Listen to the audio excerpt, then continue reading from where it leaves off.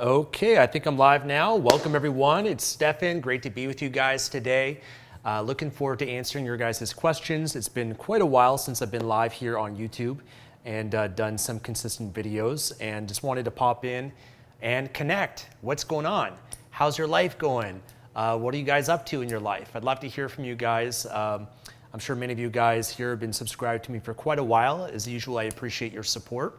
And if there's any way I can contribute to you, if there's anything I can share with you, any way that I could help you with whatever it is that you're up to in your life, please let me know. Let me know here in the chat.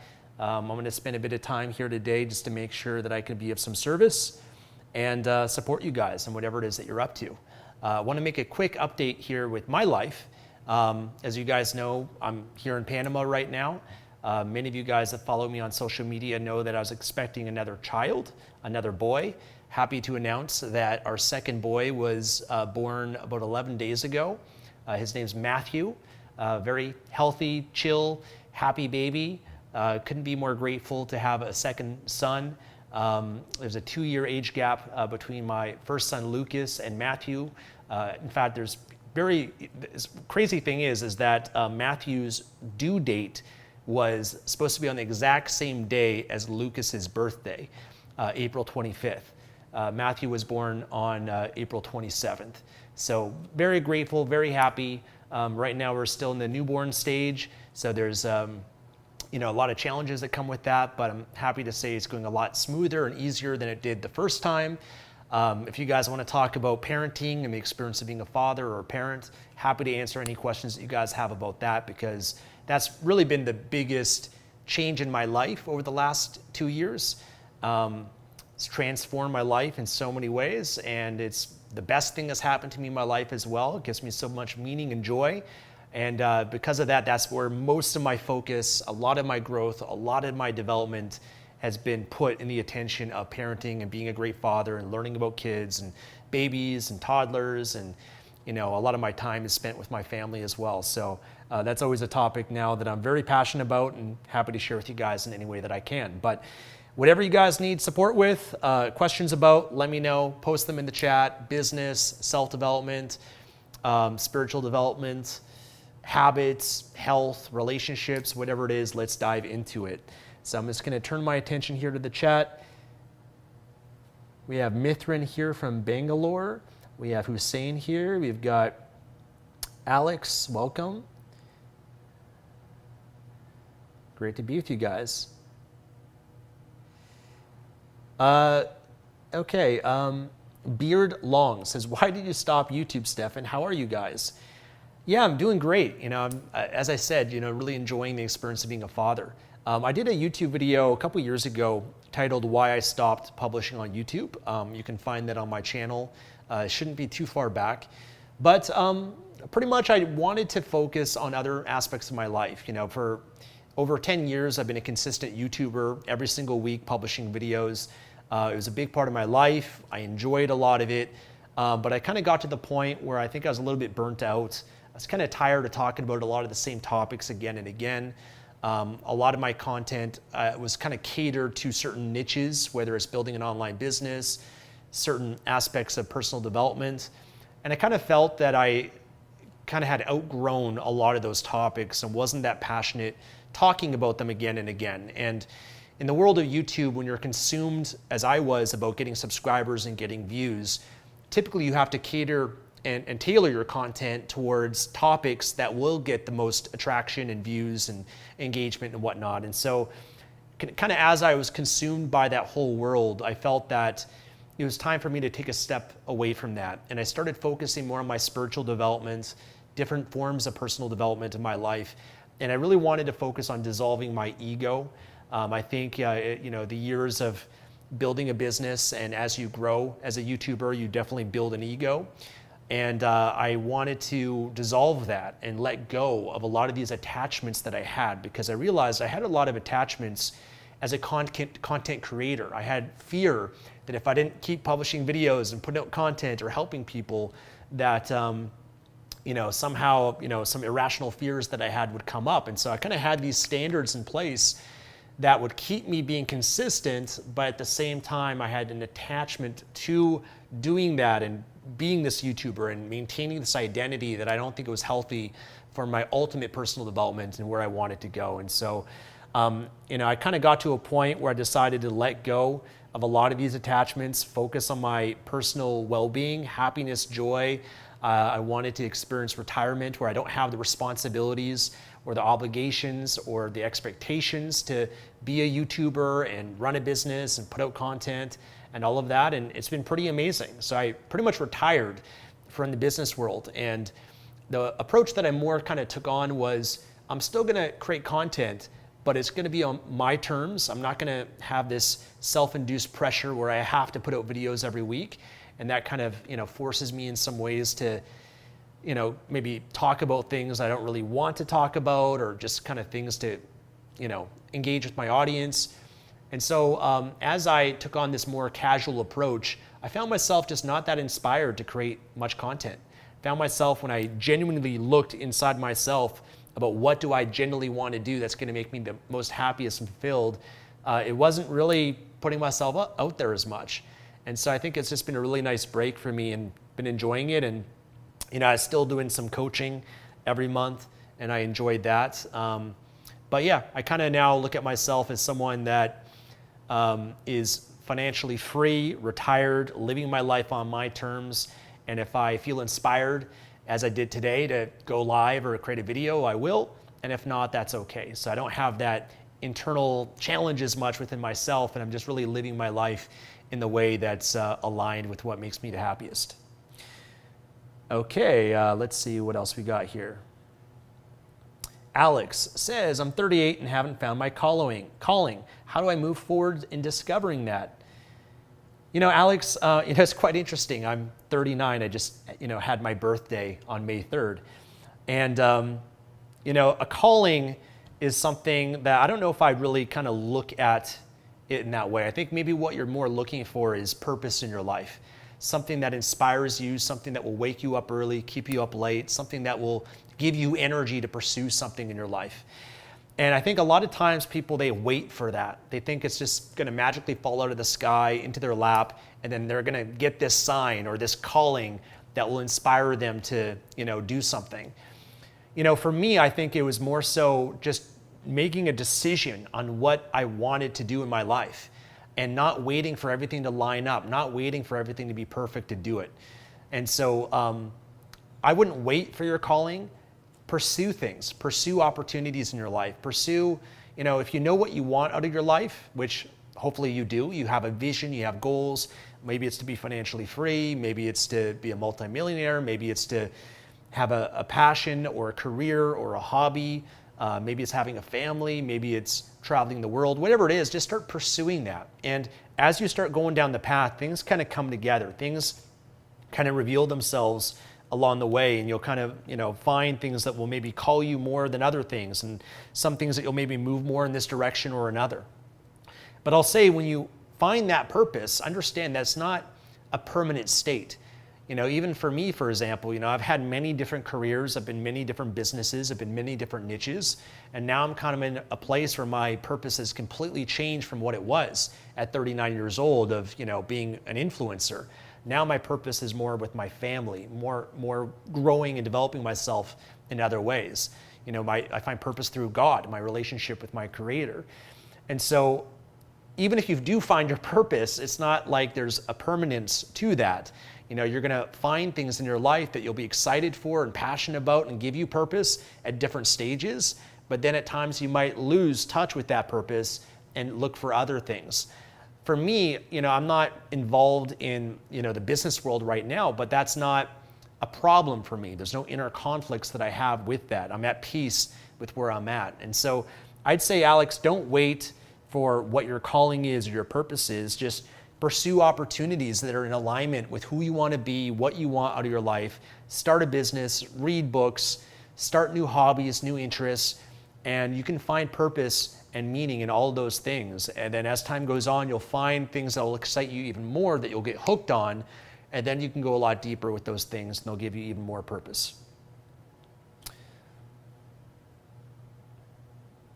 Okay, Ahmed says, if you had to start making money online today from scratch, what exact steps would you take in the first 30 days?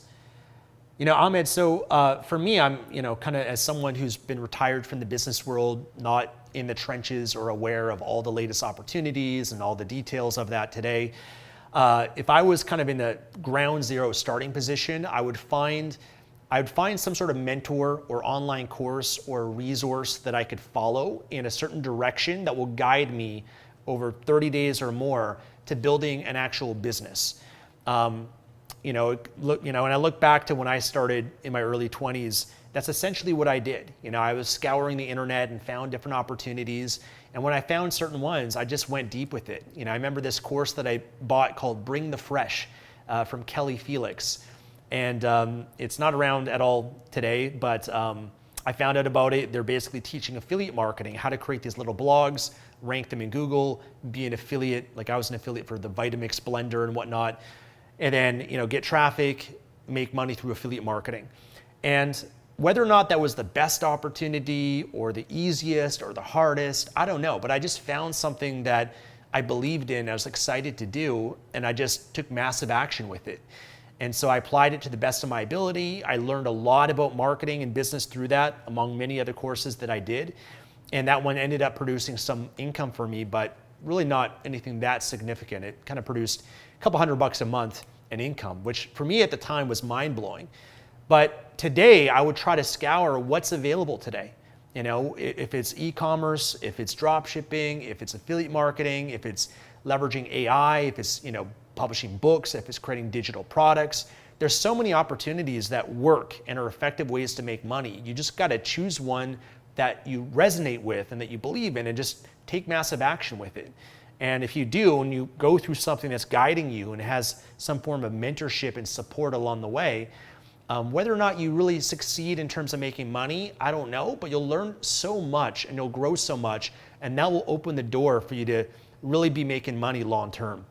Because it's not like you just press a few buttons and you get rich quick, right? It's a process of learning and discovering and improving yourself and all of that ultimately leads to the results and the best opportunity for you. So my advice, as I always recommend, and what I did is just find a good mentorship, find a good course, something step by step. There's so many of these internet marketing guys out there that are sharing many different methods, many different opportunities.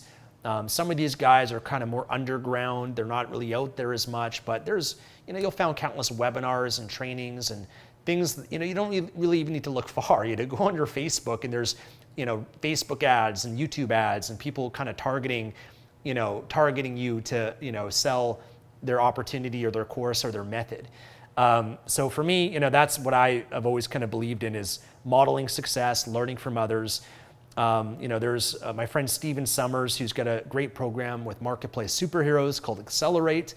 I've shared him on my channel many times. I think I did an interview with him a few months ago. You can watch that.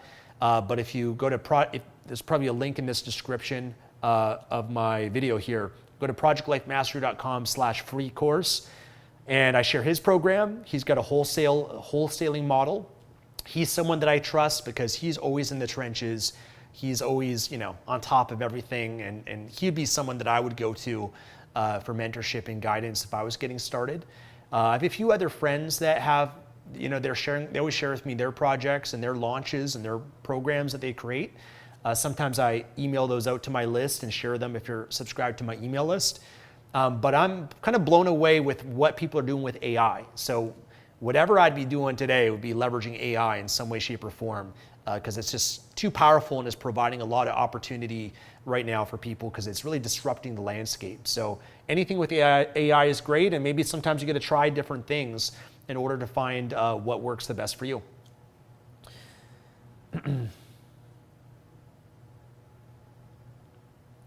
CVP Income says, is it still worthwhile to create a course? If there's a demand there, I've always kind of been, the way that I've always taught people when it comes to being a course creator is first put out content for free online, such as on YouTube, put out some amazing content, and then whether or not, if people are not going to watch or consume your content for free on YouTube, then they're probably not going to pay you money for it in a course. And so my approach has always been build an audience first, add massive value. You can really develop your communication skills, your teaching skills, your content creation skills by using something like YouTube. And what I essentially did with Project Life Mastery, and what I recommend for most people, is once you kind of get a core audience, then you either ask them by interviewing with them or surveying them by saying, hey, listen, I'm thinking about creating a course.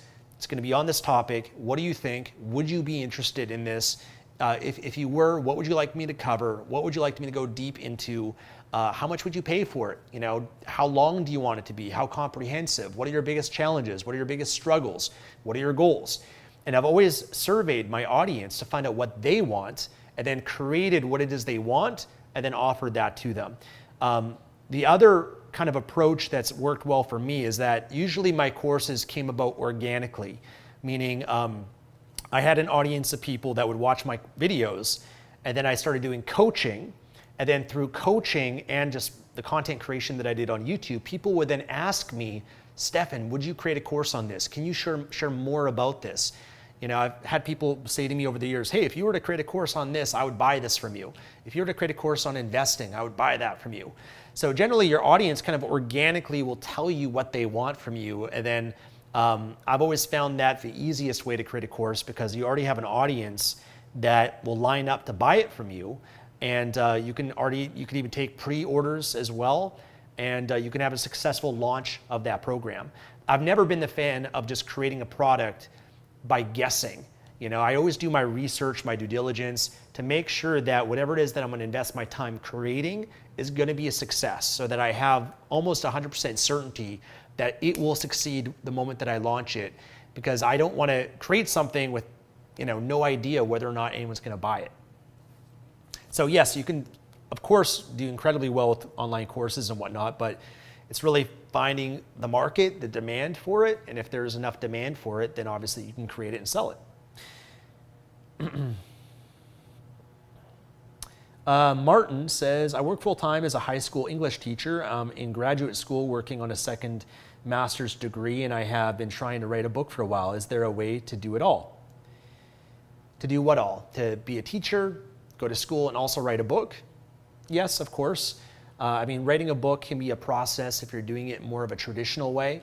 I created a program called 24-Hour Book that was designed to teach people how to write a book rapidly, fast, in a way that's different than the traditional way of writing a book. Because most people, you know, they believe that writing a book is this process, this huge undertaking that's going to take a year, and you know, it's just very overwhelming to even think about writing a book. And honestly, writing a book in terms of the amount of time and energy that you invest in it is not the best ROI financially. You know, it's a product that you're going to sell for $20 maybe, $10 on Kindle, and so it's not going to, you know, get you a great ROI unless you have a publishing deal, you can scale it in a huge way, or you're able to leverage that book to funnel into a business that you might have and kind of use it as kind of like a business card in some ways to help promote your brand. And so for me, the way that I found is the most effective in terms of profitability, if that's your goal of writing a book, was, for me, I kind of realized that a book doesn't have to be hundreds of pages and this huge undertaking. There's a market of people that will buy books that are shorter. So I would start by writing books that are 30, 40, 50 pages and are on a specific topic that I did research on to ensure that there is a big enough demand in market for.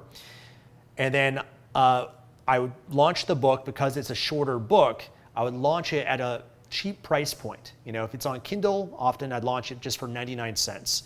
If it's paperback, it would be, $10 or so, depending on how long it is. And so my goal initially when I'd launch a book was to get something to market that could add value, that could help people. But I understood the beginning process is not really to make money from it. It was more to, rank it on Amazon, get some reviews, get some downloads, and I would improve the book over time. And so I never really looked at the book as a finished product. I always kind of looked at it as something that I can improve, make better. And I wanted to kind of test the market as well. So instead of committing a whole year and all this time and money to creating a book and launching it and having no idea if it's going to sell, no idea if I'm going to make any money with it, I took a bit of a different approach. And that's kind of what I would teach with my Mastering Book Publishing course and 24-hour book course. So it depends, I think, on what your goals are. for writing a book, but there are different ways that you can do it. Now there's AI that you can use to help you write your books. So there's technology that can help you do it much easier, much faster than ever before. But, Martin, it kind of depends what your goals are. I mean, obviously you have your full-time job, you're going to school.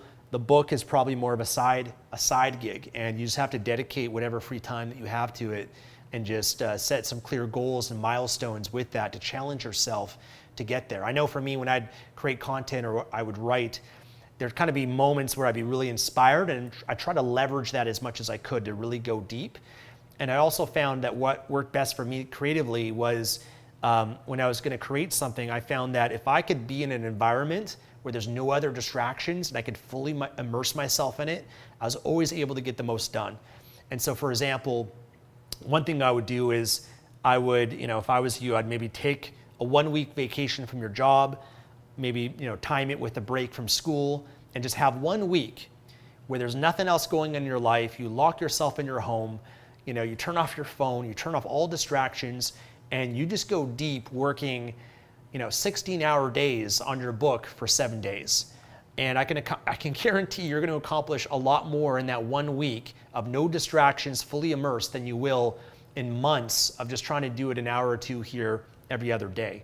So that's always how I've created my courses. I create a lot of videos that way. I like to block off time, no distractions, and I can immerse myself. And you get this momentum. You get into this flow state where your best ideas and everything kind of flows out of you. And I found that for me is something that worked really effectively in terms of a time management strategy to get a lot done.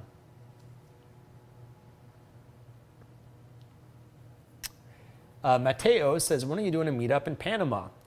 Yeah, no plans for that. There have been people that reached out to me in Panama that live here that follow me, which is pretty cool. And so definitely it is an idea and something to do at some point. I live a couple hours away from this city, and so I don't go to the city that often, and that's where most people are. And so maybe at some point I might consider it. I'm actually looking potentially in the next year or two to buy an apartment in Panama City in Costa del Este. We spent the last 2.5 weeks or so in Costa del Este in an Airbnb, right by town center and everything, while we're close to the hospital waiting for Tatiana to give birth, to go into labor. And so, I love where I live. I live in the beach community, amazing place, but sometimes there's benefits of being in the city where there's just more activity, more fun things to do. And I definitely see as my kids get a little bit older, I'm going to want to do more things with them. And in Costa del Este, it's more of like a developed, higher end part of Panama, but just has better infrastructure.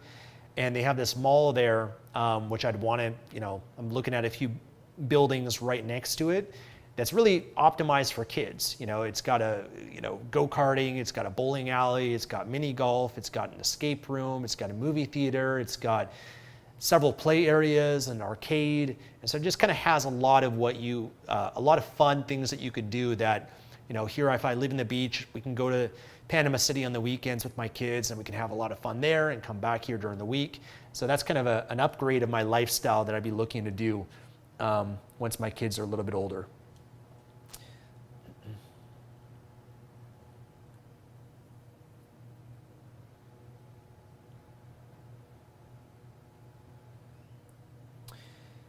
Okay, let's see. Alex says, please help me find a way to sell the company that I worked for. It's a unique technology. Alex, I'd recommend to find a broker that you can meet with and you could, they can help you find buyers of your business. That's, what I'd recommend. They take a cut of it, but they have a huge database of people that are looking to buy businesses. And so there's a lot of brokerages out there and websites that you can go to where you could list it with them and you can, they'll email it out to their list of buyers and put it on their website, and you can get a lot of leads and people that might be interested in buying your business through them. Hussein says, should you create a course or a community? Both, both if you'd like. Definitely people that are learning and committed to learning on a certain subject generally want to be a part of a community as well, to connect with others and network and mastermind together. So I think there's an opportunity to do both. Ahmed says, I want to make money on Amazon online remote in the UAE. How do I approach this correctly? Yeah, you'd have to choose an Amazon marketplace that you want to sell on. So is it in the US? Is it in Europe? There's different Amazon marketplaces. But I always recommend, man, just get a good course, something that will guide you through the process. Don't ask me here on YouTube or anything like that. There's online courses that are dedicated and communities dedicated to selling on Amazon, and they'll guide you through the whole process and help you get up and running and give you feedback and advice, all the latest stuff with it. I'm not involved in all the latest with Amazon by any means, and so find a great community and a great course of people that are much further ahead than you that can guide you through that process. But choose the marketplace you want to sell on, get it set up with your Amazon Seller Central account. But there's people that are a lot more knowledgeable and in the trenches than I am that can guide you through all of the logistics of doing all that.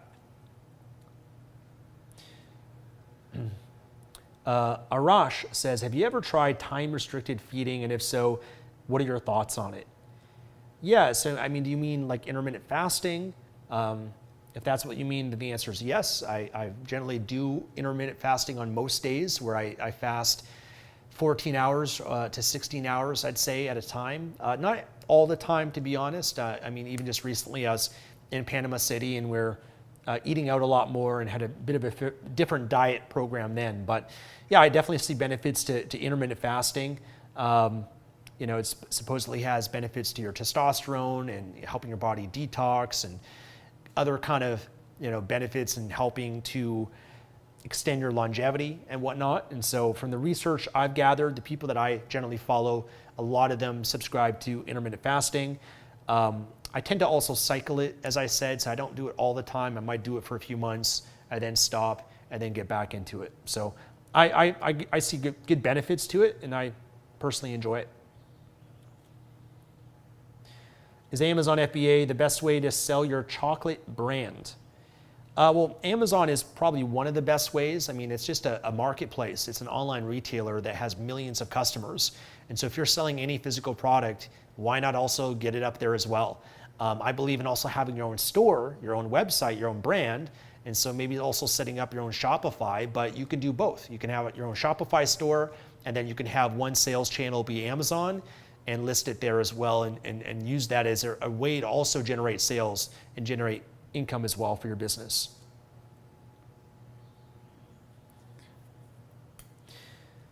Okay, Lewis says, hi Stefan, cheers from Panama. How's everything doing with Amazon FBA now with the current changes on tariffs?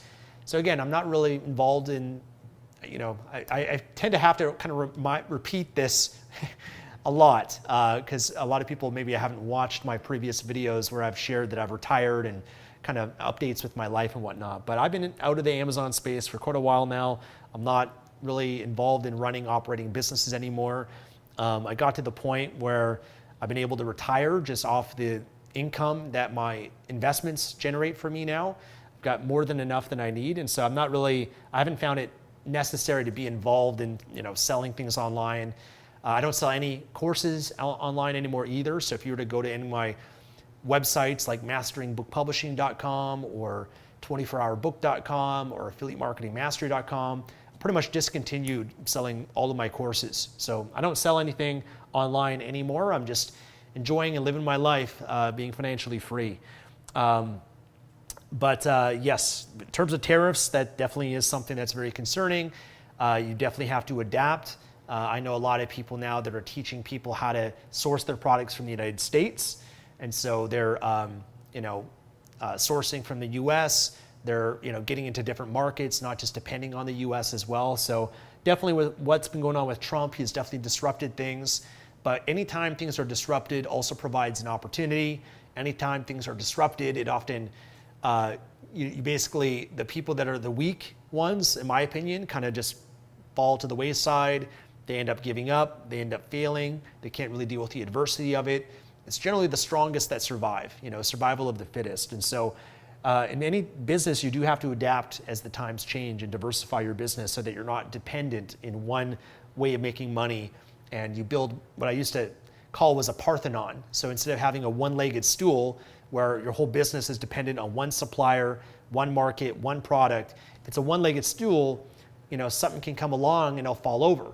But if you build a Parthenon has multiple pillars.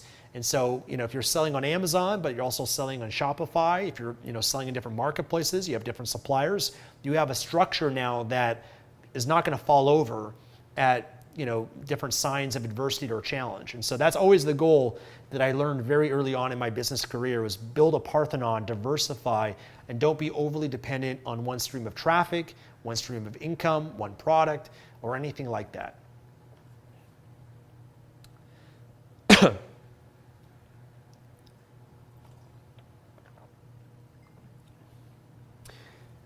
What is the best way to determine if your online course idea is in demand?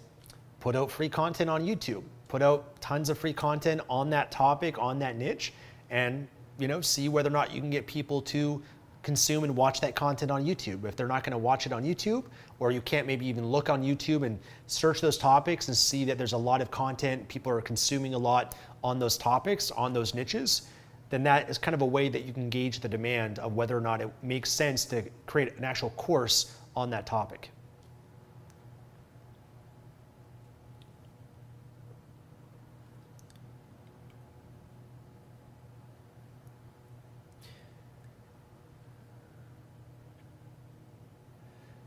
Okay, James says, I've had anxiety in the past and I want to exit my comfort zone and practice socializing and meeting more people, but I'm having trouble figuring out places to meet more people and to socialize. So James, I'm not sure if you really know my story, but I used to have very severe social anxiety. I used to be very shy when I was in high school. And what changed things for me when I was 17 years old, I discovered the self-development community, the whole self-help world. And specifically, I got shared with by this guy that I knew online through this online game that I played. He shared with me an ebook called Double Your Dating by David D'Angelo. And this was a book for men on how to improve their social skills and their dating life, how to better meet and attract women into their life. And so for me at 17 years old, that was my biggest goal and focus. That was my biggest challenge in my life. I wanted to have a girlfriend. And so I got into this whole world of the whole kind of pickup artist world, I'll call it. Because I read the book The Game by Neil Strauss at 18 years old, ended up meeting Neil Strauss, ended up essentially finding this community of men in Vancouver, which is where I was from. And these were men that would go out every weekend, and they'd go out on Robson Street, they'd go to the malls, they'd go to the nightlife, Granville Street, and they would walk around and they would cold approach women. And I got very involved in this at a young age, and eventually started coaching and helping other people and started my own business coaching people. But really the biggest thing that whole world was about self-improvement. It wasn't really about picking up women, although that was kind of the focus of it. It was more about going out, improving our social skills, improving our confidence by challenging ourselves to go up and interact with everyone.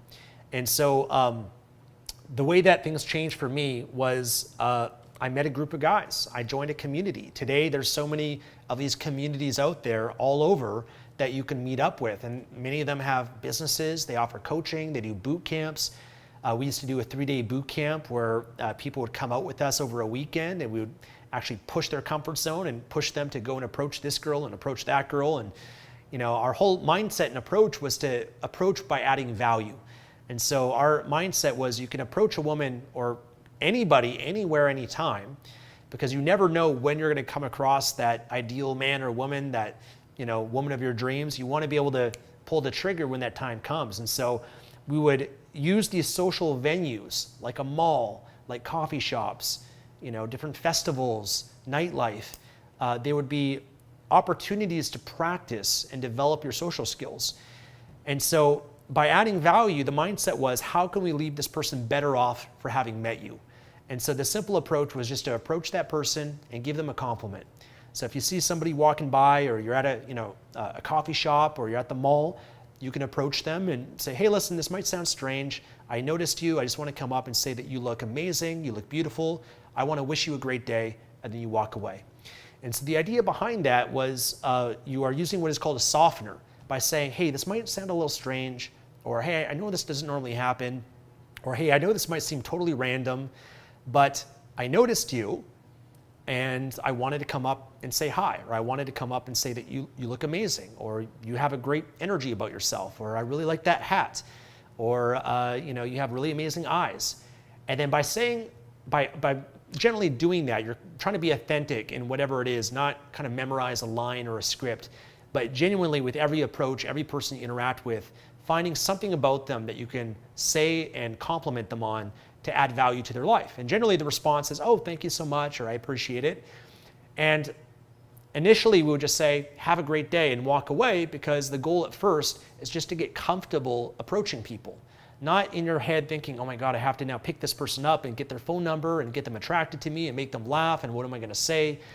It's just going up, adding value, wishing them a great day, and walking away.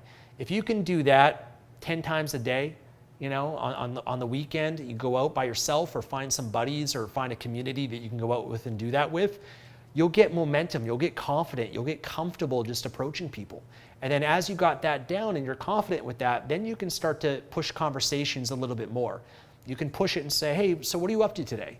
What are you looking, what are you shopping for? And you can transition into a conversation. So that's what I'd recommend, is if you want to develop your social skills and push your comfort zone, you can do it anywhere. Just go out to the mall, go out where any people are, and you want to be in an environment where there's a lot of people, so that you can go from one person to the next, and you can get a good amount of volume of approaches in and develop yourself in that way. And so I'd recommend it. I mean, if you can find a community to be a part of, it makes it so much easier. If you can find coaches, do a boot camp, and invest in yourself in that way, I think that would be the way to go if I were going about it again today.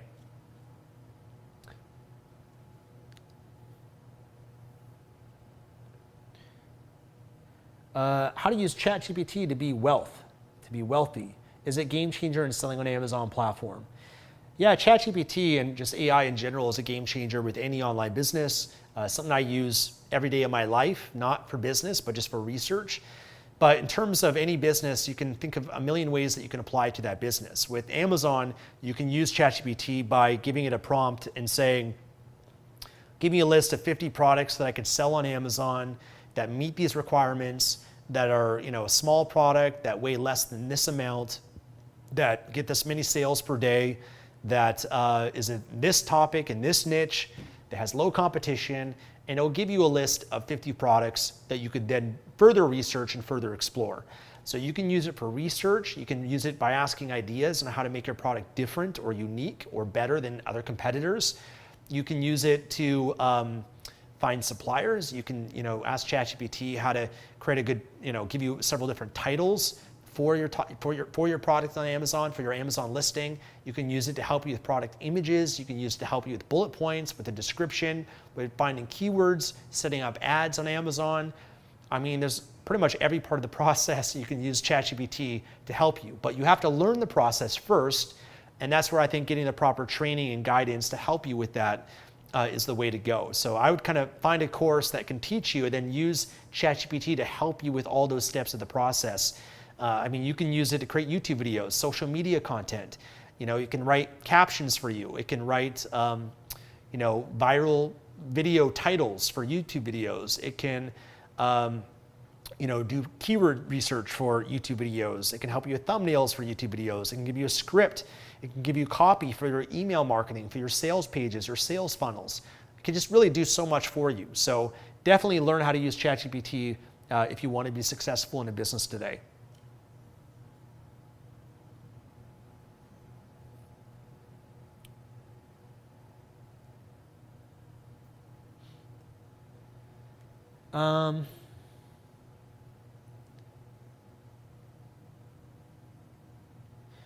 The Walla Mala says, you haven't streamed for 2 years. Mine's streaming more often.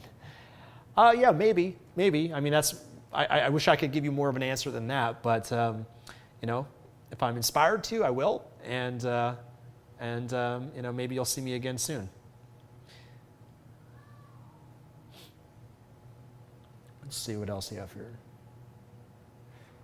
Phantom Blue says, I'm doing a thing where I have purpose-driven 5 ebooks, 1 lead generator, merch, restockables, beverages, supplements, candles, skincare, etc. Is that enough for a beginner or overkill? It's a bit of overkill. I mean, you're selling 5 books, one for lead gen, and then you have a lot of merch and all of that sort of stuff. I mean, it's quite a bit.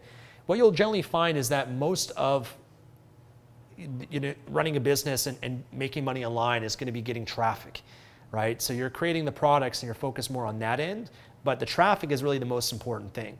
Because if you get traffic, if you can, for example, for me, my goal has always been generate traffic through the internet, whether through Amazon, YouTube, social media, whatever it is, running ads, generate traffic and build a list.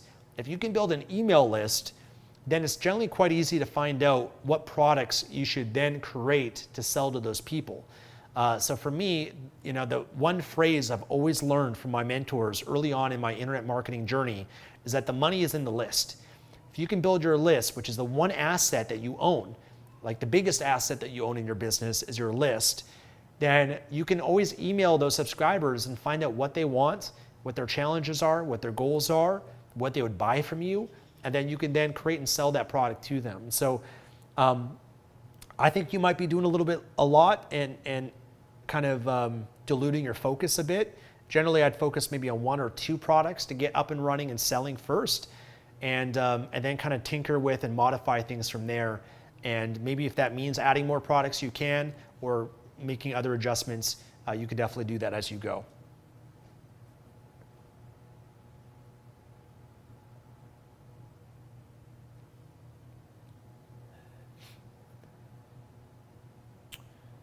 Okay, Anne says, "Hi, Stefan, lovely to see you and congrats on the birth of your second son. I would like to ask if you would still start and build a YouTube channel today, or would you use a different platform?" Anne.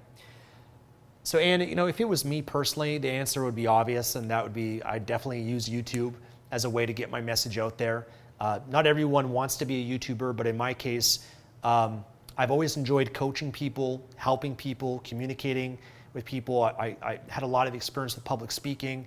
And so for me, this is still an avenue that I personally would have pursued. And it's really something that I probably will continue to pursue for the rest of my life. I always kind of see myself in some way, shape, or form still creating content and creating video content specifically and doing some coaching with it.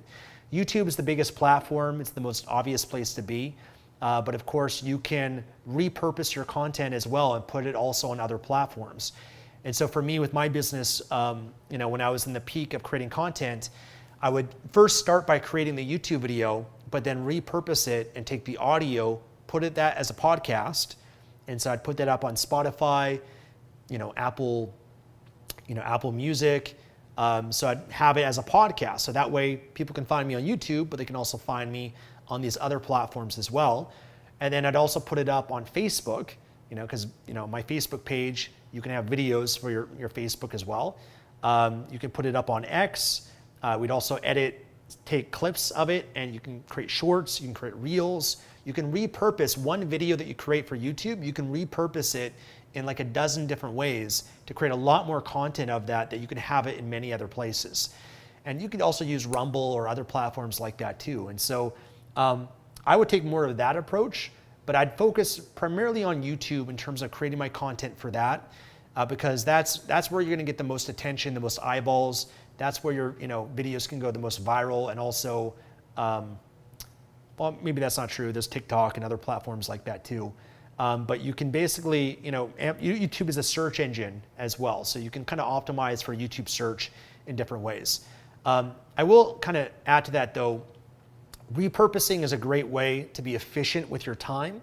But generally, if you create content that's more native for the specific platform, it will do better than just kind of editing from a YouTube video. So for example, create for YouTube, but if you want to really focus, let's say on TikTok or Instagram Reels, I would recommend try to create specifically for that as well. So maybe once you're done recording your YouTube video, then spend a couple minutes afterwards thinking, how can I create something that I just made for YouTube, but condense it and make it into a TikTok as well. But yeah, to answer your question, I definitely would be using YouTube. And I have no doubt that I'd also be successful today with YouTube. Really, my mindset always with content creation was adding as much value as I could. That's the X factor. That's how you want to differentiate yourself from others. You can't be just like everybody else. And so for me, the way I often think about myself and the ways that I differentiated myself as a YouTuber was I'd really try to go above and beyond in creating a lot of value.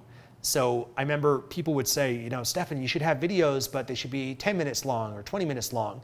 And I'd say, fuck it, I'm gonna create videos for as long as it takes to really add as much value as I possibly can on this topic. And so that's why you'll find a lot of my videos 40 minutes long, 50 minutes long, an hour long. And even though that wasn't, you know, what people said you should do, because people don't have that attention span, I didn't care. I just wanted to, you know, I didn't want to focus on, you know, quantity, more of the quality. You know, I know that if somebody watches a video for an hour or 30 minutes, that person's much more invested in me than someone that's just watching videos that are highly edited and processed that are 5 or 10 minutes long. So I kind of stood out in that way, you know, just trying to add a lot of value. And I think it was very evident to people watching my videos that, wow, this guy's just adding a lot of value. And generally, if you are, then people leave great comments, they'll subscribe, they'll want to know more, they'll click on your links, they'll like it, they'll share it, and things kind of will take care of itself from there. So first and foremost, that was always my philosophy, add as much value, over deliver, to the point that I want people thinking that when they watch my videos, they're like, oh my gosh, I can't believe this is free, you know, or wow, like if this is free, then what else does this guy have that, you know, he also created as well. So they're gonna check out my other content or my other products as well. So that was one way I stood out. Another way was being more transparent than others. So some of the things that I did was I'd share my income, I'd share my goals, I'd share my investment portfolio, things that no one else would think to share. And there's a level of vulnerability in doing that, but by opening up in those ways, or even sharing your personal struggles, your personal history, the more you open up, the more people also connect with you and you stand out, you're different in that way as well. Another way that I'd stand out is I wasn't just someone teaching people how to build a business, but I'm also someone that's helping people improve their entire life, right? Now, and I realized that that building a business is important, but your whole life and having life mastery is even more important. And so I kind of had a more balanced approach to life and would help people on different topics. And then also I'd help people with their mindset as well. So a lot of people might give you the business advice, but neglect the mindset. I really emphasized a lot on the mindset.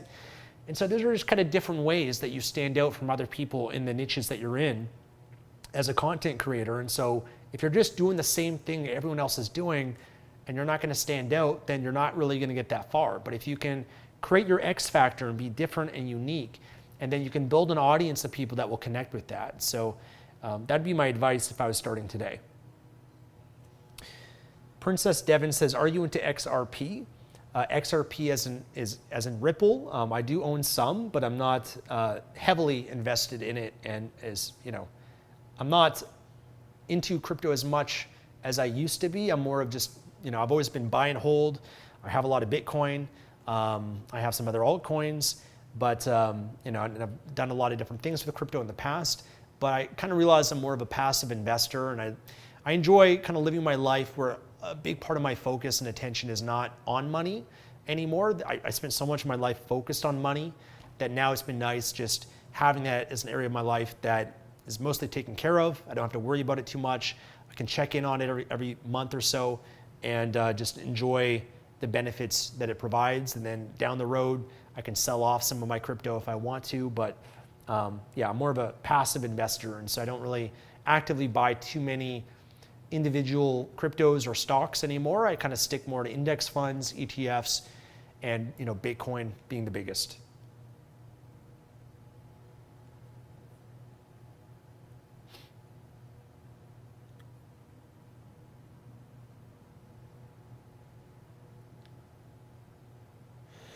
Ahmed says, given the chance, would you go back to relive your late 20s again?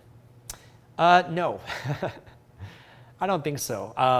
I feel very, very satisfied and content with my life and where I'm at. I feel just very blessed because I genuinely feel like I have success and fulfillment. And I've always kind of believed the quote from Tony Robbins that success without fulfillment is the ultimate failure. And I'm more fulfilled now than I've ever been in my life, which has been amazing. I kind of look at my life, you know, at least my adult life is going through different stages. In my early 20s, let's say from 18 years old to 25 years old, I was very much in a stage where, as most people are, where you're trying to figure things out. You don't really know who you are, you have insecurities, you lack confidence, you're trying to find your voice, you're trying to find your niche, you're trying to find your opportunity, you're trying to find your purpose. And that stage of my life was just tremendous amount of personal development, tremendous amount of investing into myself, had a lot of failures, I made a lot of mistakes, was broke, struggling a lot in those earlier days. But by the time I was 23 years old or so, I started figuring it out. I started making some money. I started gaining some confidence.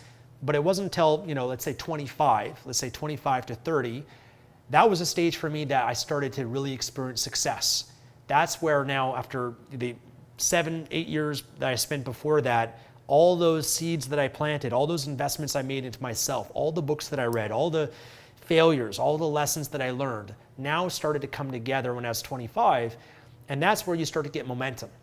So for me, I started gaining a lot of confidence. I started getting some success. I found things that worked for me.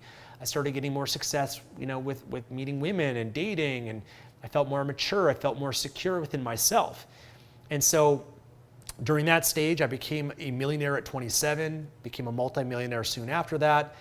Project Life Mastery, I started when I was 25 years old, so that really started to grow. I met Tatiana when I was 28 years old, so I had at that point found the woman of my dreams, and things were great. I was really starting to take off, and things were, really, it was a very exciting time to now get the results and have those seeds that you planted now start to grow and lead to something of fruition. And then 30 to 35, I'd say, was really the peak of my success, where I started really, becoming multimillionaire, very wealthy, traveling the world, just really enjoying my life now, being able to buy everything that I wanted to buy, all the material kind of world and everything like that. And, being in a great relationship, and I did fitness competitions. And so I just felt like, wow, I'm really on fire and just really getting a lot of great results. But then what happened, I think, when you get a lot of success very quickly, your ego can get out of control. And so even though I was achieving so much and I was on this big dopamine high, I wouldn't really say that I was the most fulfilled that I could be. I had times of being happy, but I still kind of struggled with really feeling this happiness in my life. And for me, from 35 to now almost 40, I'd say it's been more of an evolution where I kind of came to the realization that in order for me to develop myself and be who I really want to be and how I want to live, I need to let go of a lot of these attachments. I need to let go of a lot of these ego gratifications and things that I'm still chasing, the pursuit of money, the obsession with constantly pursuing more and more and more. Wayne Dyer used to say that more is the mantra of the ego. And so I started to let go a lot of that and focus more on my spiritual development, focus more on being in the present moment, being in the here and now, focus on really building, kind of putting together now at this point roots. So before that, I was, traveling the world, digital nomad all over the place. And now I'm starting to build roots where I built a house. So I built my house here in Panama. I bought an apartment in Vancouver, started to build roots, started now to have kids, so try to build that more stability and kind of more just transition into just learning how to truly enjoy life and enjoy the freedom and enjoy all the results and everything that I created. And so that's kind of what I look now at, 35 to 40, and then probably 40 to 45 is really going to be a big focus of me being with young kids, still being very present with my kids. But there'll come a time probably, in my 40s where my kids will kind of be more independent. They're going to go off to school. And that's kind of now a time where I'll be able to reflect and kind of maybe restart different opportunities that I want to focus on for myself, different business opportunities and whatnot. But that's kind of how I look at it. So if you were to ask me, would I go back to my late 20s? Not really, no. It was definitely a fun time and everything, but I'm way more content and satisfied with where I'm at this stage of my life now. If you were to ask me during those stages too, I was never fully satisfied or content because there was always more that I wanted and was chasing, whether that was more money, a certain lifestyle that I wanted to create, still wanted to have, a family and kids. And if you're asking me today, what more do you really want for your life? There's not much that I can tell you. I truly feel like I have everything that I could want in my life. I have, and the only thing that was missing from me in my life was having kids and having a family. And now that I have that, I just feel, sure, I can make more money. I could, do other things, but it's not really going to add much more to my life at this stage. I'm just really content and satisfied with where I'm at. I would like to have more kids, God willing, and so that is something. But for the most part, I'm happy with the decisions that I made in my life that got me to this point that I'm at today.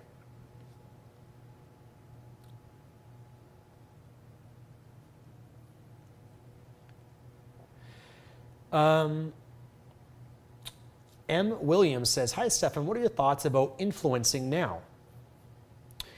Yeah, it's quite interesting because I'm not on social media.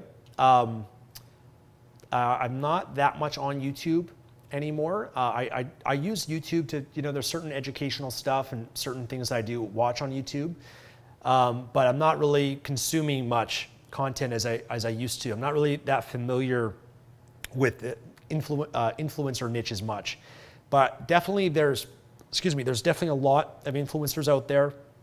One thing I don't like about it is kind of a turn off, and kind of one of the reasons I'm kind of happy not to be in the spotlight as much anymore is that there's a lot of negativity, and there's kind of like this world of people attacking others. Like one popular thing it seems in the influencing space is people create reaction videos to what other people created. People are attacking other people. People use other people's names to get attention and just kind of create a lot of drama. And so I don't really like that. I'm content kind of now being a lot more out of the spotlight and just kind of living my life more privately. But yeah, there's just a lot, there's a lot more that comes with being an influencer today, a lot more drama that if you become popular and you get your name out there, then you're going to have people that are going to be using your name to get attention, to create drama, to try to expose you or whatever else. People are going to use your name to run scams. People are going to use your name to, promote their crypto thing. One thing I've been dealing with for many years was on social media like Facebook and Instagram. There's tons of people that they create these fake accounts using your image and pretending that they're you. And then they message your followers to promote this crypto scam. And you report them, and YouTube or Facebook or Instagram, they remove them, but then they just keep popping up. So there's kind of things like that you have to deal with today as an influencer, which is unfortunate. But yeah, it's definitely bigger than ever. Also a lot more opportunity to collaborate with others as well. So I think there's a lot you could do today, but it's definitely changed a lot from when I started being an influencer many years ago.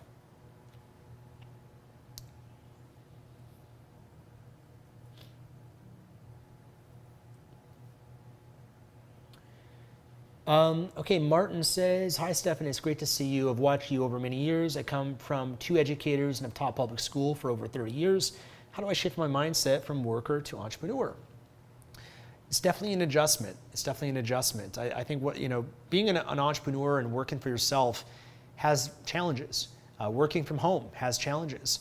I think typically when you are involved in the school system and you work at jobs, one of the biggest things that provides is a structure where you have a place to show up every day and you're around other coworkers and kind of a community of people that are also there to work. You work from this time to this time, and you have a form of accountability with a boss that you're working for and that you're accountable to. When you start working for yourself, you don't have that. You have to be self-motivated. You have to be self-disciplined. I've always recommended, if you can, to get a good coach or an accountability partner or a community where you can kind of use that as a way to be accountable. Like I used to have mastermind groups. We'd meet up every week. We'd share our goals for the week. And it was useful to have that as a structure. And sometimes I'd go to co-working spaces or coffee shops just to kind of get out of the house and be in an environment that would help me be more productive and to work and focus. Sometimes if you're working from home, there's a lot of distractions. You can just spend all this time on YouTube. So sometimes getting into a different environment and getting around other people that are also entrepreneurial can really help you a lot. But you have to learn time management. You have to learn how to be productive. You have to learn how to self-motivate. You have to have systems of accountability in place. You have to shift your mindset to realize that when you run a business, you're not getting paid by the hour, you're getting paid by the results. So it doesn't matter, if you have a job, you can spend 8 hours doing whatever and you're gonna get paid for it. But when you have a business, all it comes down to is results. You can spend 8 hours doing whatever you wanna do, but doesn't mean you're gonna make money from doing that. So you have to learn how to be efficient, and you have to know what out of all the actions that you can take in running a business is going to give you the greatest ROI. So you have to know what to prioritize and realize that there's some things you can spend time doing that are just not going to yield much of a return.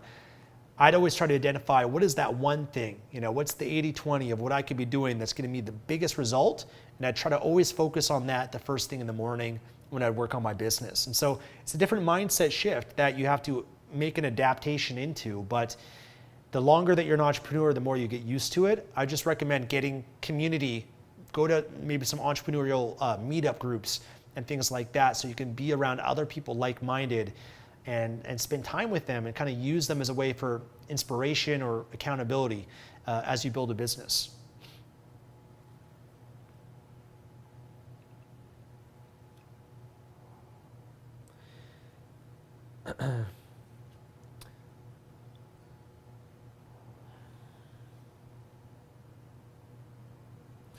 Thank you guys for the nice comments. Appreciate it. Just reading through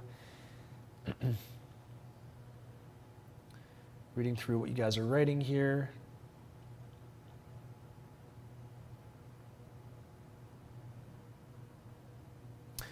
Eddie says, I have a few books published on Amazon, but I'm having a hard time getting anyone of my friends to buy them. Yeah, so you got to focus on traffic, right? You got to focus on building a business, maybe creating content, for example, that attracts people to you, build an email list and funnel that into your books.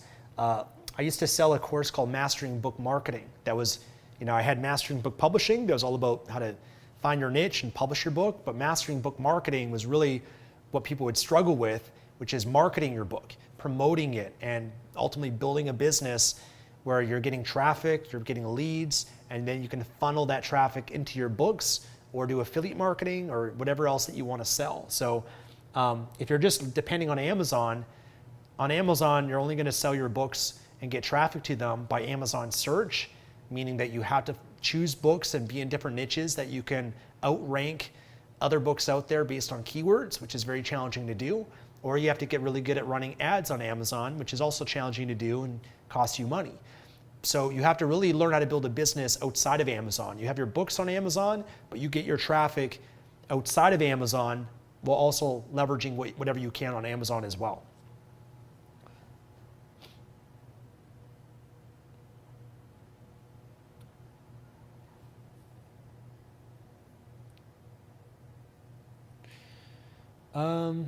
Okay, Misha says, what do you know as 39 years old man that you didn't know as a 29-year-old man that is very important to you now? I'd say one of the biggest things was, I think just really learn, these are things that I knew when I was 29, but I think I didn't really allow myself to focus on it that much because I was still focused on a lot of my ego's desires of pursuing and achieving more in my life. But I've really learned the power of letting go. That when I was younger, I wanted to be, have a big business and have a lot of followers and make a lot of money, and it was all about more and more and more. And I think sometimes, which is kind of a natural part of the ego and development that many people go through, but I think a lot of people, they have to kind of exhaust all of those ego desires and have the realization that that's not going to lead to happiness and fulfillment long term, to then come to the realization that sometimes less is more, and to let go of a lot of these things that you thought we're going to make you happy, but the reality is they're not.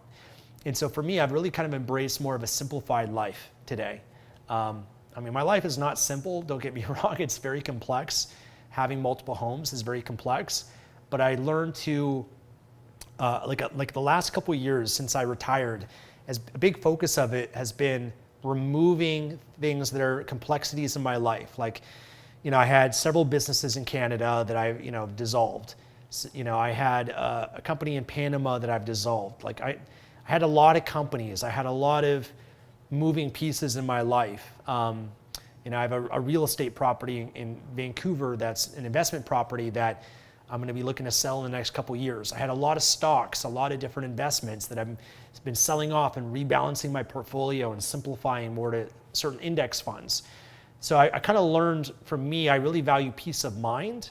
And at the time when I was younger, I didn't realize that the more that you stack these things and pursue more, it's not sustainable.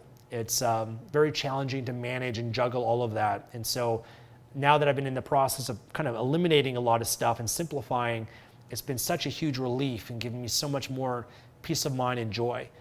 And so I kind of learned a lot about my ego and how to dissolve parts of that and find more of a balance in my life. But at the same time, I also felt like I had to go through what I went through to pursue more and to achieve in the ways that I did to come to these realizations. So, that's a big thing. I think also just not being defined by what I'm doing. I used to be defined by my business. My identity was tied up in a lot of that. I used to be a human doing rather than a human being. Now I don't achieve as much as I used to. I'm not as productive as much. I spend a lot of time just doing very non-productive things with my kids. And, it's kind of crazy because I'll spend hours with my kids, and previously, before I had kids, that was time that I'd spend improving myself and reading books and going to the gym and all of that. But now it's been replaced with this time where I'm not, growing and improving in those ways, but I still am growing and improving because, I'm developing myself, my ability just to live life and enjoy life and to be with my kids and get joy and meaning out of that, which is the ultimate goal, I think. The ultimate name of the game is to be happy and fulfilled with your life. And so, it's kind of a different mindset shift, but I'd say that kind of mindset shift is probably the biggest thing over the last 10 years that's been changed quite a bit within me.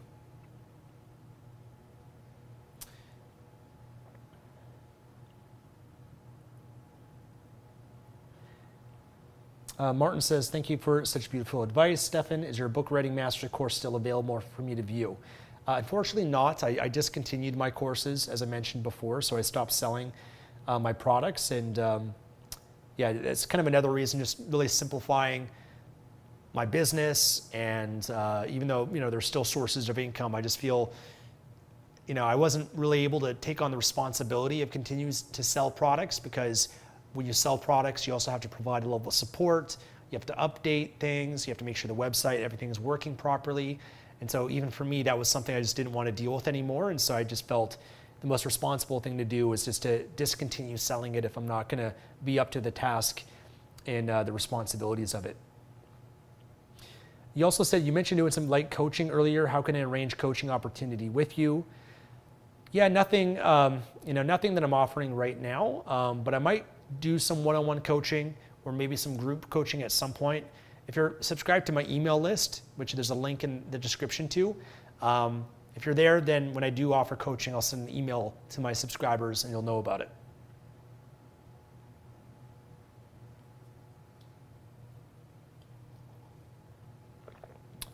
Mateo says, what's the best email to get in contact with you regarding any business proposals? That would be support@projectlifemaster.com. But I'm not really interested right now in any business proposals. How to stay out of credit card debt and invest money to retire like you.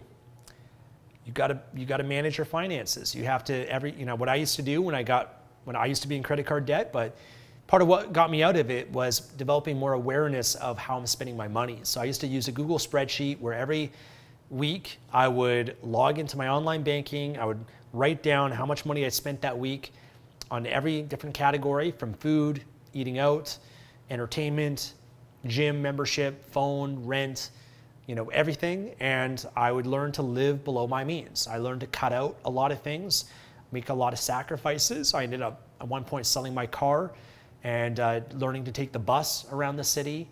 I worked extra hours at different jobs just to make money to pay off my credit cards. But ultimately, once I did get out of debt, then it was just, what I learned from that is how to be a good money manager and to make sure that I'm living way below my means, that I'm very hesitant to upgrade my lifestyle, and ultimately just took whatever money that I had left over and made sure that I invested that. Actually, to correct that, it's not that I waited till what money was left over. I really learned the mindset of paying yourself first. So regardless, no matter what, you take a certain percentage of what you're making and you invest that. And the number that I always followed was 10%. But as I started making a lot more money in my business, those numbers became a lot higher. And I got to the point where 95% of the money I was making was just going towards investments.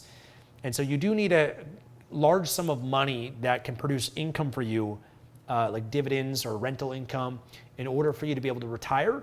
But it's all starting small and building up to that. And it's learning to be offensive as well as defensive. So offensive meaning that you're working towards making more money, and then defensive where you're saving money. You're keeping your expenses to a minimum. You're setting a budget for yourself. If you just do that and you don't focus on offense, then it's going to be very difficult to create a lot of wealth in your life. If you just stay with a job and you can save or invest a couple $100 a month, it's going to take you a long time to be able to retire off that amount of money. But on the other hand, if you are saving and investing money every month and then simultaneously building a business or a side hustle, and you're thinking of ways to grow your income, you kind of combine those together, you can create a lot of wealth in a relatively short period of time. 10 years or so, you can really transform your financial situation and be on the trajectory of being retired in a certain period of time. There's a big movement now called FIRE, F-I-R-E, stands for Financial Independence, Retire Early. So there's a big movement of people now that have realized that their mindset is, we want to retire early, so we're going to make certain trade-offs and sacrifices and work really hard in our 20s and 30s so that we can retire in our 40s. And, I kind of subscribe more to that mindset now for myself. But there's a good subreddit. If you guys use Reddit, type in FIRE, and you can join that subreddit. And there's tons of people there sharing what their number is, how much money they want to get to so that they can retire. But yeah, it's a lot of younger people that have embraced this lifestyle of retiring early in their life. And it's very different than what our parents and traditionally, waiting till you're in your 60s to retire, but it's a different way of living life, which is pretty cool. Looks like the stream might be lagging a little bit. Apologize for that.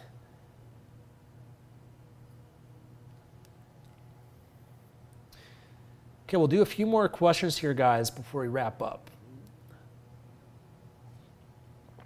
Let's see.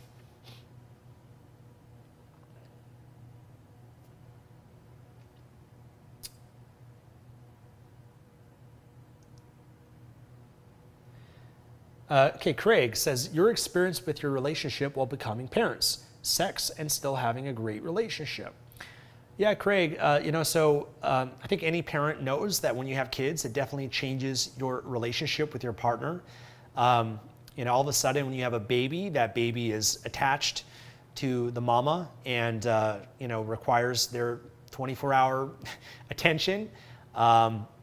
And so that's kind of a big shift for a relationship where now you all of a sudden have this third party that its needs are more important than your needs, your partner's needs, and you have to put a lot of attention, a lot of energy into that to ensure that, they're surviving and thriving. And so initially, obviously when you have a baby, you have to change your expectations because, you're not going to have the same relationship. It's kind of like a shock to the system. Even the first several months, until your baby can release melatonin and have a proper sleep schedule, first at least 6 months, you're going to be sleep deprived. And so you're not really going to have the energy. You're not going to have the focus as much to focus on building an intimate, romantic, passionate relationship. So the most important thing that I've learned now having my second son is how important help is. If you can have help, it will make it so much easier, but also help ensure that you can still have time for you and your partner. So that help could be in the form of a family member. It could be in the form of a nanny. I mean, obviously you could do daycare at a certain point as well. We personally chose to use a nanny. We have a full-time nanny that has been working with us for the last year and a half or so, who's been amazing. And that's a game changer because now all of a sudden, you know, especially as your child gets a little bit older and whatnot, you know, they can take care of your child, and then you and your partner have time for each other. So it's kind of a strange and challenging thing to go through at first, but you have to really manage your expectations. You can't expect your relationship when you have a newborn baby to be the same as what it was before. And you kind of realize more how there's stages to life and there's stages to relationships. And when you realize that you're in a certain stage, you let go of the resistance of, you know, feeling like it should be different or feeling like, you know, bad because you don't have the same passion and romance after, you know, you just had a baby a month ago. You know, you realize that it's a stage and that these stages change, and then you'll be in a stage later when you can reincorporate and build your relationship again. So for us, you know, we kind of went through a stage where we let go of, hey, you know what, let's just focus on having this baby, working together in partnership, and let's try to prioritize time for each other once a week or, you know, twice a week or whatever you can. But initially it's trying to make sure that you still have a strong relationship and partnership. And then as time goes on, then you can, you know, like with, you know, babies, you have to get, if you want to go on a date with your partner in the evening time, you have to get a babysitter. Like there's different logistics that you have to manage with that. So Tatiana and I, we've kind of now experienced, you know, the newborn stage with our first son, kind of rebuilding our relationship and focusing more on passion and intimacy and whatnot. And then now with another baby, it's kind of, you know, now we know what to expect, and we know that there'll be a stage again where we can really dial things in again with our relationship. So what I'm describing, it's not a problem. You know, you can't make it to be a problem that you and your partner are not super romantic and passionate when you have a newborn. You know, you realize that there's a stage for that, and you make sure you prioritize that, you know, when necessary.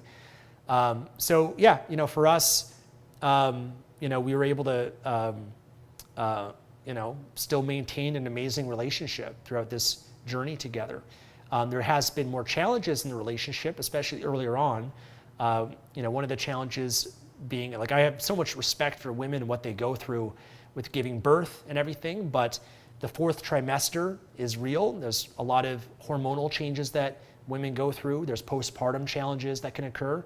And so that's also part of a stage that you also have to recognize as temporary. And so that kind of brought about some different challenges that we had to, you know, go through. But, you know, you still have to make sure that when you do have kids, that you prioritize the relationship. And at times you'll be able to prioritize it more than others, but you still make sure that you have good habits. You make sure that you spend time together. You're growing together. You have intimacy together, you know, sex, all that sort of stuff. And I think because Tatiana and I built such a great foundation and learned so many tools and had so many resources at our disposal, that's helped us in our relationship to bounce back, to make it great, regardless of, you know, having kids. But I will say that, you know, oftentimes, you know, and this is actually a different shift that I've had within myself, is the purpose of becoming financially free, the purpose of creating wealth. Before having kids, you know, my purpose of having wealth was, wow, you can travel the world and you can buy what you want, when you want, and do whatever you want. And, you know, you can have nice things and you can have beautiful homes and you can do all these great things. You can invest in yourself and all of that. Those are great benefits of becoming financially wealthy and financially free. But in my opinion, they're not the greatest benefits. The greatest benefits are that if you are going to have kids and you are going to have a family, money is such a huge advantage and game changer that allows you to, like in my situation, be able to retire or have as much time as you want to be with your kids. To be able to not have to have financial stress having kids is huge, because that's where a lot of families struggle is, the husband's working, or, both parents have to work, the child's in daycare, they're struggling financially. It's just the relationship is going to be way less important because you're just trying to survive and kind of deal with all the challenges of having kids. But if you have money and you have time, then you can be present with your kids. You can hire people to clean, to cook, you can have childcare. Childcare is very expensive. When we gave birth to Lucas when we were in Vancouver, to have a nanny in Vancouver or in North America is, $3,000, $4,000, $5,000 a month. You're spending $40,000 a year on a nanny. And then maybe decide not to do daycare. Daycare is also incredibly expensive as well. So when you have money and financial freedom, it changes your experience of being a parent in so many different ways. Not that there's still not challenges, but you can mitigate and lessen so many of them in so many ways. And that's what I'm most grateful for now about the decisions that I made to become financially free, is that my relationship with my wife, my relationship with my kids, my peace of mind, my mental health, all of that is so much better because of the financial position that I'm in. So if you can, before you have kids, create financial wealth, financial freedom, it will make your experience of being a parent and your relationship so much better. It's pretty amazing. Do you think YouTube will still be big in 5 to 10 years? I'm sure it will. I don't have doubts about that. There's not really strong competitors to that. Let's see, we'll do a few more questions before I wrap up here. Deek says, hi Stefan, do you have regrets moving to Panama? Have you found high quality people, activities, and opportunities there? I have the chance to move this year either to South America or South Pacific. No, I do not regret it at all. I'm so grateful that I did. Definitely grateful that I did in 2018 and left Canada in 2018. I would not have the life that I have today if I didn't. And I definitely wouldn't have been able to retire and have the lifestyle that I have now if I didn't move to Panama. Moving to Panama accelerated my wealth probably by several years. So the cost of living here, the home that I live in and the house that I built, if I had to have a home like this on the beach or a home of this size in Vancouver or California, it'd be $10 million plus. I'm looking to buy a place in Panama City, so I could also have a place that I spend weekends with my family to go there. You can get in Costa del Este, which is the high-end part of Panama City. You can get a 3,000 to 4,000 square foot apartment, which is about 4 bedrooms with a maid's quarters, for about $1 million. You can get a 5,000 square foot apartment, which is pretty much the size of a house, a pretty big house, a whole floor with an amazing view and great amenities for just over $1 million, maybe $1.3 million. So you can, on the other hand, if you're going to try to get a home apartment that size in Vancouver, you're just not going to find many. There's not many apartments that are 4,000, 5,000 square feet, and if they are, they're $10 million plus. And so the cost of living, even getting help here, you can hire nannies and cleaners for a fraction of the cost of what it would cost you in North America. There are some things that are more expensive, but yeah, I made the best decision. It's just very evident that I did. I live in a great community. I have great friends here, and just a community of people that are so nice and awesome that even though they're not really necessarily into the same exact things that I'm into, they're just some of the best people that I've met live in this community. Because when you live in a gated community, people care about their neighbors. It's different than living in a city. You can live in an apartment building and you see your neighbors in the elevator, they don't talk to each other. Here it's a different vibe and a different energy. And so I really love and appreciate the community of people that I've been able to surround myself with. It's easy to make friends and meet people when you have kids. Here we actually at our house, we host get-togethers pool parties and things like that. So we have a lot of people come over here. And there's people I've been able to meet that also have kids. We go to all the different birthday parties that are here and stuff. So in that sense, it's been really great to meet people. But financially, it was the best decision.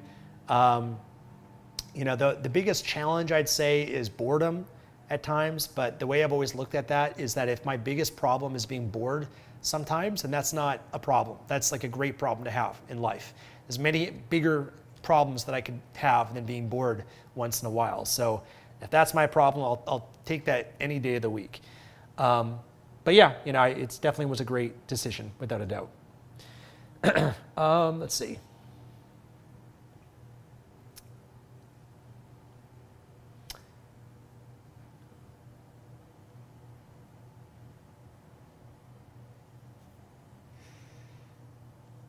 Do you already have a name for the second baby? Yep, his name's Matthew.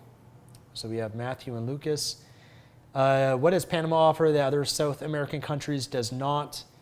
I haven't explored all the other countries in South America, but one of the biggest advantages are that Panama is a territorial tax system, so you only pay taxes on income that you generate within Panama.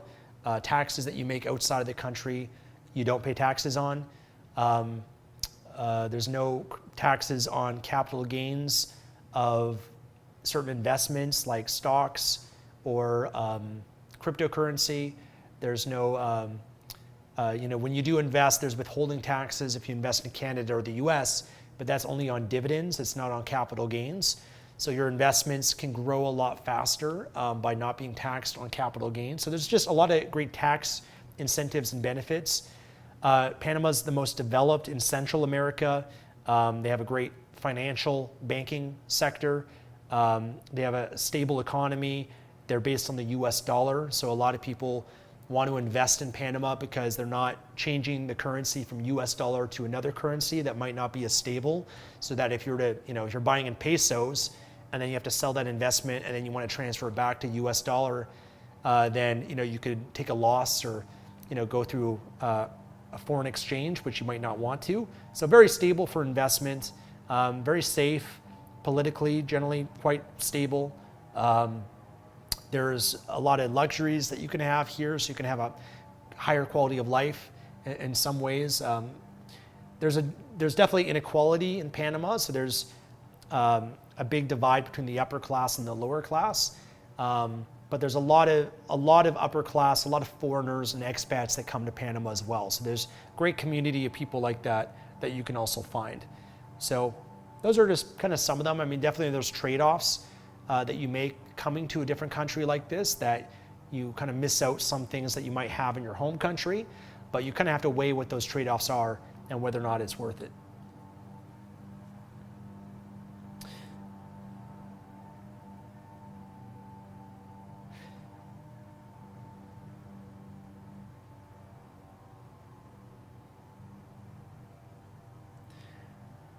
Let's see.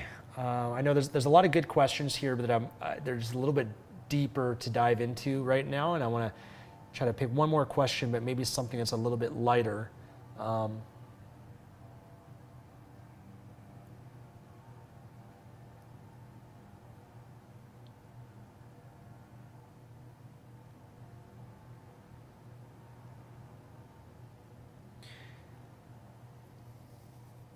Okay, I'll kind of wrap it up maybe with this one. This is from What is Real? And kind of adds to what someone else said. He said, hi Stefan, I'm still skeptical about YouTube because I've seen a lot of scams in there. What would you say to help me to convince me that this is real? And this other person said, these days there are about 1 million self-development gurus. It's very difficult to decipher teachers that actually want to see you grow versus just want to make a quick buck off your vulnerability. Yeah, so I'd say, it's definitely true. There's definitely a lot of, wolf in sheep's clothing out there. There's a lot of people out there that are looking to, sell different things, or people that, might teach different things.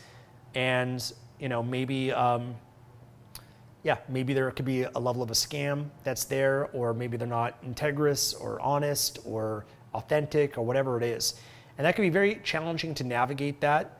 For me, because I've, for many, many years, I've invested a lot into myself and consumed a lot of content from a lot of different people. To be honest with you, there's a lot of people that I've learned from that are not the most integrous people.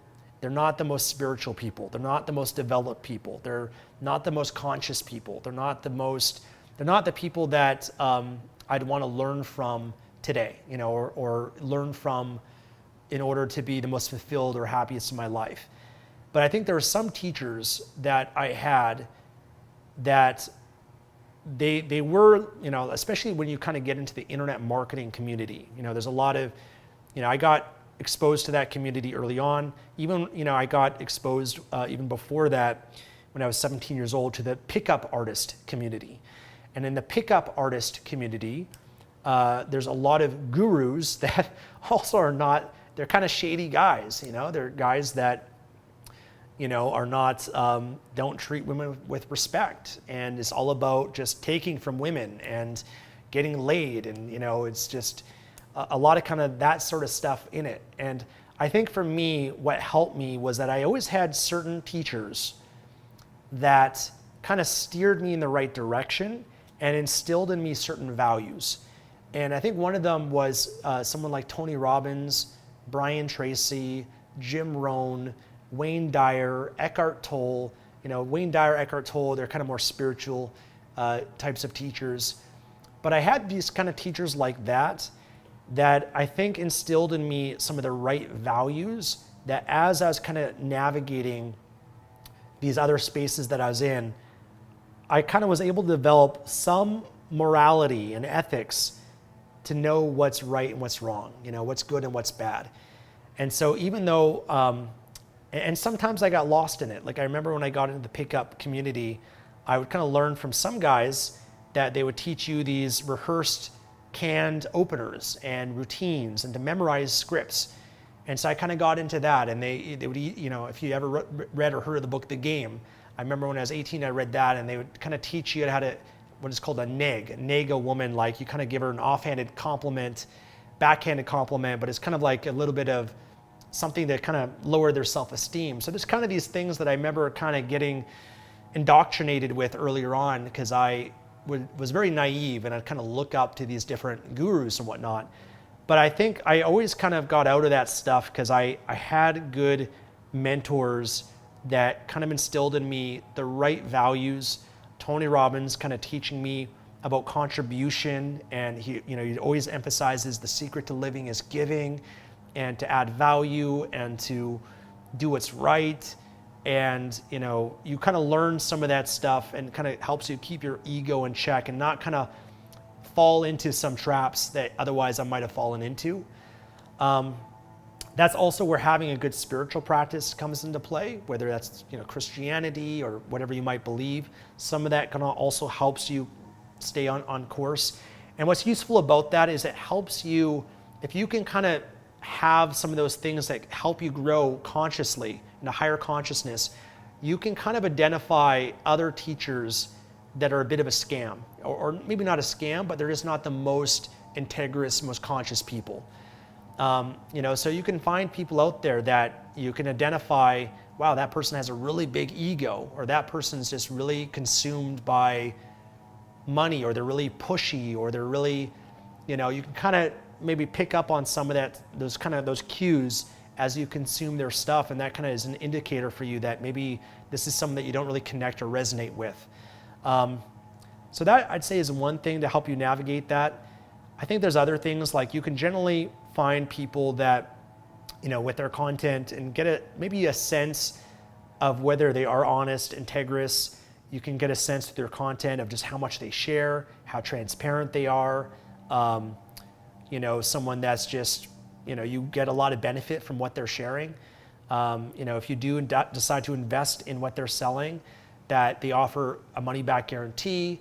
Maybe you can, there's always payment protections that you have today. If you're going to buy something, you can use PayPal, and with PayPal, if they're not delivering, like if they just take your money and they don't deliver to you, then you can file a dispute with PayPal. So there's things like that as precautions to avoid scams. And obviously you make sure you don't just send someone money blindly or whatever without some assurances. And making sure that there's a good reputation of that person. So there's certain things that you can do to help navigate whether or not that is someone that is a legitimate person that you should learn from. But for me, I definitely probably did learn from people that were not the most integrous, that were not, I never been scammed per se, but I definitely paid for things that were just not that valuable. But I'd always find ways to still get value from it and learn from it in whatever way that I can. And I think at different stages of my life, there are certain teachers that helped me at different stages based on the consciousness that I was in at that time of my life as well. So yeah, sometimes you have to navigate through different teachers. I've had different teachers. Like I remember I used to look up to Robert Kiyosaki, and Robert Kiyosaki, I benefited a lot from his books. I benefited a lot from his mindset and his teachings. I've met Robert Kiyosaki, I've interviewed him. But to be honest, Robert Kiyosaki is not someone I'm really inspired by. Like I don't feel, after I have the chance to meet him and kind of know more about his story and all of that, there's certain aspects of him that I think he maybe was good to learn from in that stage of my life, but he's not the most, in my opinion, developed person to learn from in some of these other areas of life as well. And you have to kind of gauge that too. Some people you might learn from, they're good with maybe money, or maybe you can learn some marketing skills or sales skills, but maybe you don't model them in relationships, or you don't model them spiritually, or their happiness or their health or other areas of their life as well. So you kind of have to navigate through that. It's not easy. And yeah, sometimes you might be disappointed. Like I've known teachers that ended up running a cult, and kind of been shocked by that or disappointed that you find out certain things from them. But I still can decipher what I learned from them, the value I still got from them at that time was still good. And if there are things like that, I can just kind of pull pieces from different people. And I'd also say don't idolize anyone. Don't put them on such a pedestal, because then you're setting yourself up to be disappointed. No one's perfect. Everybody has their challenges. Everyone's made their mistakes and whatnot. So, you don't need to expect perfection from every teacher that's out there, but just try to pull whatever you can from each one. And, and then just try to find over time the ones that are most consistently deliver for you and are honest, that you feel, and are ethical, and do the best you can with it. So it's not easy, but there's definitely a lot more out there that you have to sift through. And, always you can go back to the old school guys, as I often do as well, that I always enjoy going through, which are the Tony Robbins and people like that, that still have great content, or the content from back then is still very relevant and can still benefit you tremendously as well. So thank you guys. Pleasure connecting with you. I'll have to do this more often. I know there's a lot of great questions here, but I wish you guys well. God bless you. And if you do want to learn more from me, there's tons of videos and content that you could still find here on this channel. And I'll be sure to update you guys in the coming months about my experience now with having a second child. And I just wish you guys the best in whatever it is that you're up to. So God bless you guys. I'll see you again soon. Take care.